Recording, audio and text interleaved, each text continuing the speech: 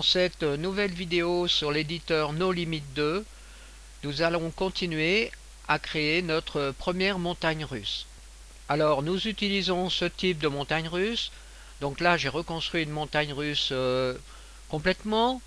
Donc vous voyez, le principe est très simple. Donc j'ai fait un réseau fermé de rails. Je fais un premier test.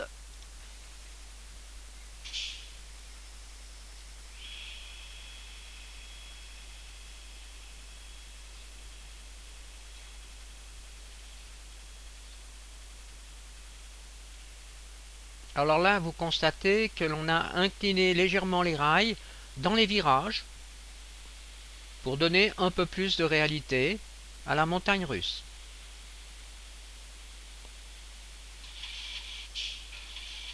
Alors regardons comment on effectue cette transformation. On doit donc ajouter des rôles dans certains points du réseau. Alors pour comprendre la notion de rôle, j'ai créé ici un petit circuit, donc un peu identique à celui-là. Je vais fermer ce circuit et vous allez constater qu'au moment où je ferme le circuit, alors je sélectionne les deux points, touche CTRL, connecte.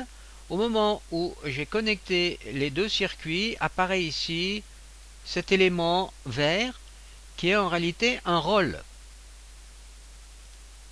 Pour connaître les propriétés du rôle, eh bien je vais dans View et je fais Show Panel Rôle. De la même façon, je pourrais faire View, Show Panel Vertex. Alors, par la même occasion, vous voyez, si je sélectionne ce point, je vois exactement où ce point se trouve situé sur le réseau, avec les hauteurs correspondantes. Maintenant, si je sélectionne le rôle, le point vert, vous voyez que ici j'ai les caractéristiques du rôle. Ceci veut dire que je peux incliner soit à droite, soit à gauche d'un certain nombre de degrés. Alors là j'ai des presets, moins 1, moins 10 ou moins 45. Alors regardez ce qui se passe sur le rail ici. Au moment où je vais mettre moins 45, eh bien c'est tout le réseau qui est incliné de moins 45. Alors je fais moins 90 par exemple, et je fais un test pour voir comment se comportent les rails. Alors pour cela, je vais dans Coaster, je fais Freeze,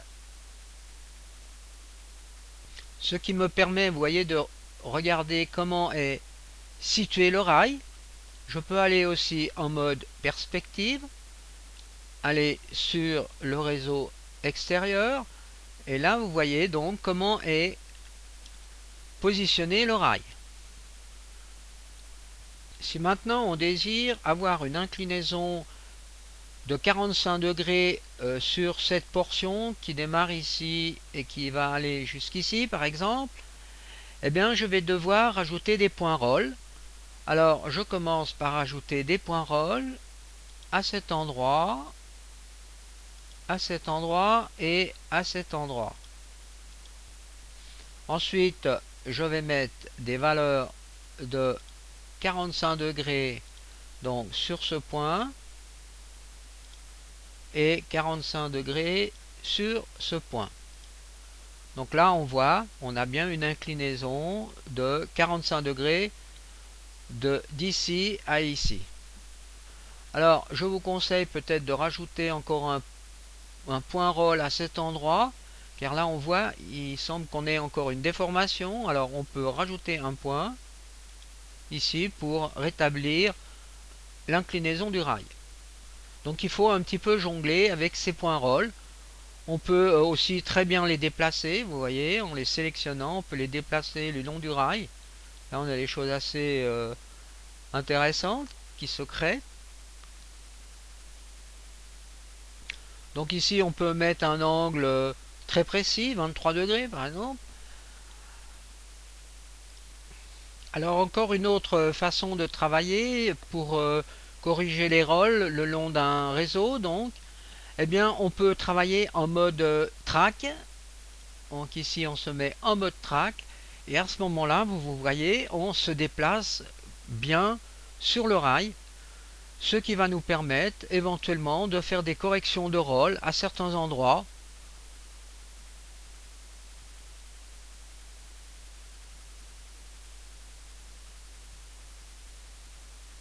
Alors par exemple, si je vais à cet endroit-là, eh bien peut-être que ça ne me convient pas, alors je vais sélectionner ce rôle et je vais corriger ici donc l'orientation. Alors forcément il va pas falloir se tromper de sens.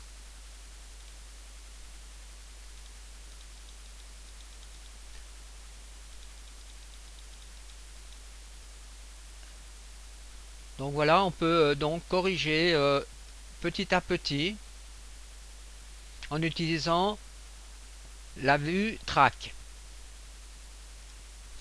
Nous allons voir maintenant comment l'on peut rajouter des supports pour les rails. Alors je vais dans l'onglet support. Ici, vous voyez, on peut choisir des préfabs, c'est-à-dire des supports préfabriqués. Alors je fais utilisation de préfab. Et là, j'ai toute une librairie de préfab à disposition. Donc il suffit de choisir le préfab qui me convient. Alors prenons par exemple ce type de préfab. Alors je le sélectionne. Et maintenant, je peux additionner donc des préfabs en ayant donc cet onglet sélectionné et je clique à cet endroit, vous voyez, pour ajouter un préfab à cet endroit. Alors, j'en rajoute quelques-uns et maintenant, je vais aller en vue perspective. Là, on voit donc comment sont représentés donc les préfabs avec les socles au sol, les tiges et le lien sur le rail. Alors si je fais un freeze, je vais pouvoir voir la création des préfabs et des supports. Voilà, donc on voit ici les supports qui ont été donc créés. Alors on peut bien sûr déplacer un préfab le long d'un rail.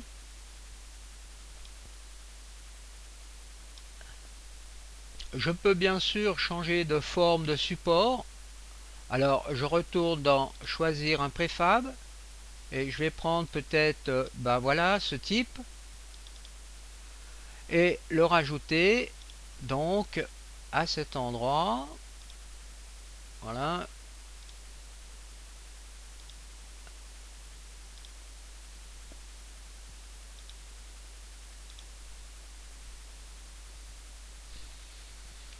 Donc là, on voit que la famille des préfabs a changé.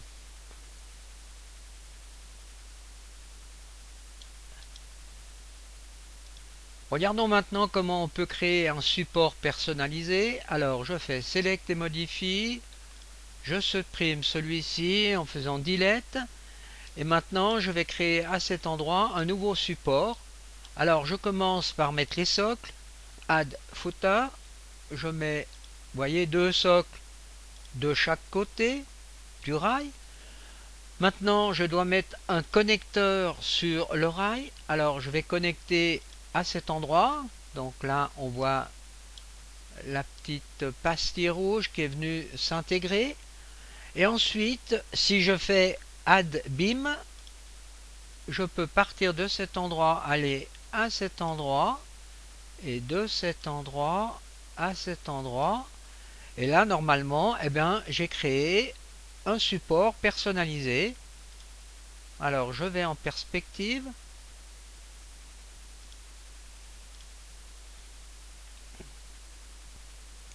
Donc, on voit ici le support que l'on a créé, qui est donc celui-ci.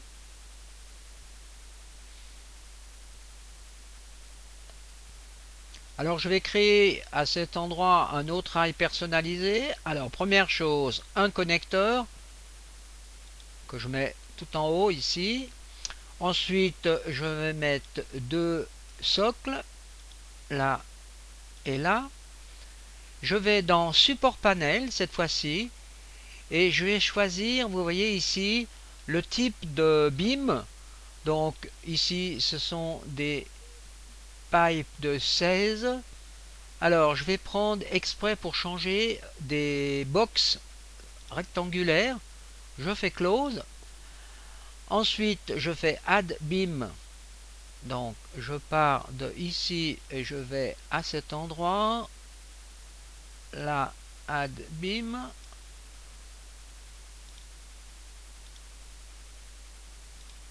Donc là on voit le support qu'on vient de créer, mais forcément il est beaucoup trop petit pour la structure. Alors on va changer ceci. Je vais choisir un beam plus important, 12 par 12. Donc là on a les dimensions. Alors on peut faire un test. Donc voilà ici une structure plus importante. Alors ici vous voyez j'ai utilisé pour cette grandeur de tubulure ici un custom beam de 0,8 m par 0,8 m. Donc vous voyez on peut donc aussi donner des dimensions à notre profil. On peut encore renforcer notre support en créant ici des nœuds libres que l'on positionne par exemple à cet endroit. Ensuite on va mettre un beam de là à là. Alors add beam. Maintenant on va encore rajouter, vous voyez ce que j'appellerais des joints tout au long de ce beam ici par exemple. Alors je fais add flange. Je sélectionne par exemple à cet endroit, vous voyez un point, un autre point ici, un point là et un point là, et je fais un rendu final. Donc là on voit le résultat final. Donc on a mis une barre entre les deux. Ici bon elle n'est pas très bien positionnée, donc on pourrait retoucher ceci. Et vous voyez ici on a rajouté des joints. Donc ce logiciel nous permet quand même de créer des structures assez intéressantes. Donc voilà ici un support qui a été corrigé. Alors pour faire la correction, j'ai tout simplement été en top, en vue top. Donc j'ai utilisé la vue top. Alors maintenant encore une petite chose, effectivement dans la vue ici, pour ajouter ces points, il faudra faire attention, ce ne sont pas des nœuds libres, mais des add beam nodes. Donc ce sont des nœuds que l'on peut positionner donc sur le beam qui monte ici. Si l'on veut par exemple colorier différemment les supports, eh bien on va pratiquer de la façon suivante. Donc je sélectionne ici le support que je veux colorier, je vais dans support, support panel, et je vais dans le mode de couleur custom color, et je clique à cet endroit et je choisis la couleur qui me convient. Alors je vais faire la même chose pour cette partie.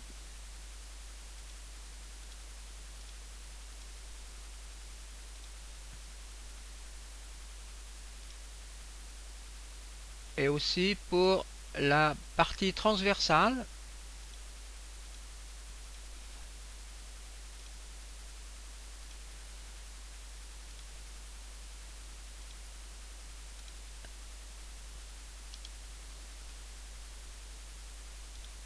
Alors si on désire faire une copie donc de ce support qu'on vient de créer, on peut sélectionner toutes les parties du support avec la touche CTRL.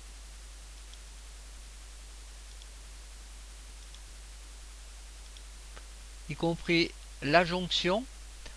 Ensuite on fait définir une copie. Et là si on fait add definite past, on clique à cet endroit. Vous voyez on a recréé donc exactement le même support.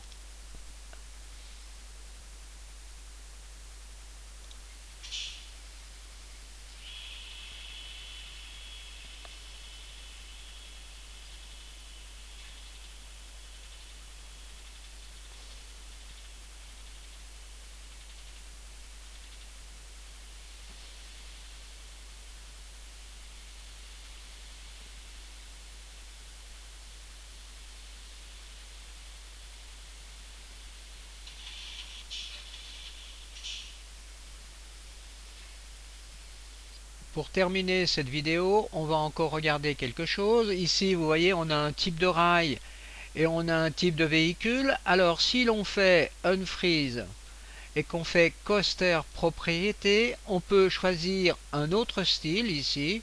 Donc, on est sur ce style-là actuellement. Alors, on peut choisir un autre style, mais bien sûr, un style qui va quand même correspondre plus ou moins au même modèle.